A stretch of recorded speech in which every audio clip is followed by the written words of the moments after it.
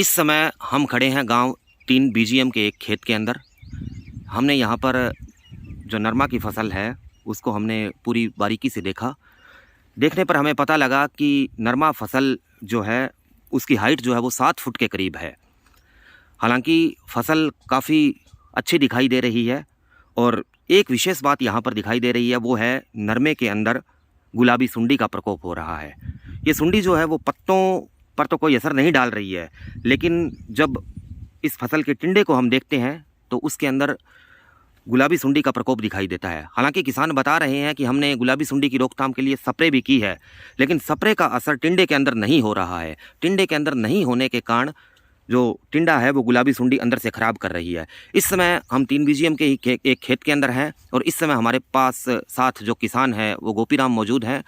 गोपीराम जी, क्या समस्या आ रही है इस फसल के अंदर? फसल के अंदर इसके अंदर जो जितने भी टिंडे लगे हुए हैं, लगभग हर टिंडे के अंदर गुलाबी सुंडी है और गुलाबी सुंडी है वो अंदर से रेशे को काट रही है। तो आपने क्या कोई स्प्रे की है इसको लेकर? इसके अंदर परफोनोसाइपर की है, सिजेंटा की आ रही है, एक सुंडियों की स्प्रे आ रही है, लेकिन उस स्प्रे का इसके अंदर टिंडे के अंदर कोई असर नहीं है। क्या पत्तों के ऊपर असर उस कंपनी की स्प्रे का हुआ है?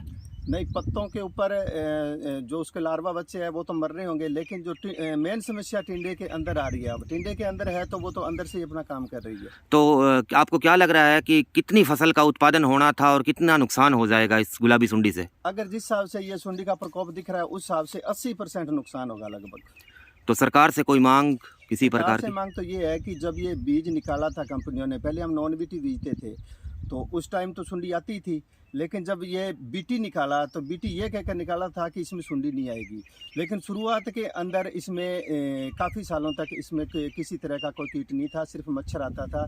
लेकिन अब कंपनी वालों ने किसानों के साथ ये धोखा कर रहे हैं, इसके अंदर नॉन बीटी ज़्यादा मिक्स कर रहे हैं, उसकी वजह से ये सुंडी आ रही है। और अगर कंपनी वाले इसके अंदर सुधार करे तो इसमें किसी तरीके की कोई समस्या नहीं आएगी।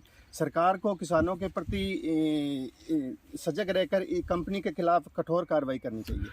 जी हाँ, किसान ने बताया कि जैसे ये कृषि विभाग इन फसलों की तरफ ध्यान दे, क्योंकि आने वाले दिनों के अंदर थोड़े दिनों बाद में ये जो टिंडे हैं वो खिल जाएंगे और इनका जो रेशा है और अंदर जो बिनोला है वो ख़राब हो रहा है। और इन फसलों के ऊपर गुलाबी सुंडी का हमने ये धरातलीय सर्वेक्षण किया है, यहाँ बड़ा प्रभाव दिखाई दे रहा है। इस सुंडी के कारण आसपास के किसानों ने भी हमें बताया कि जो उत्पादन है वो कम रहने के आसार हैं।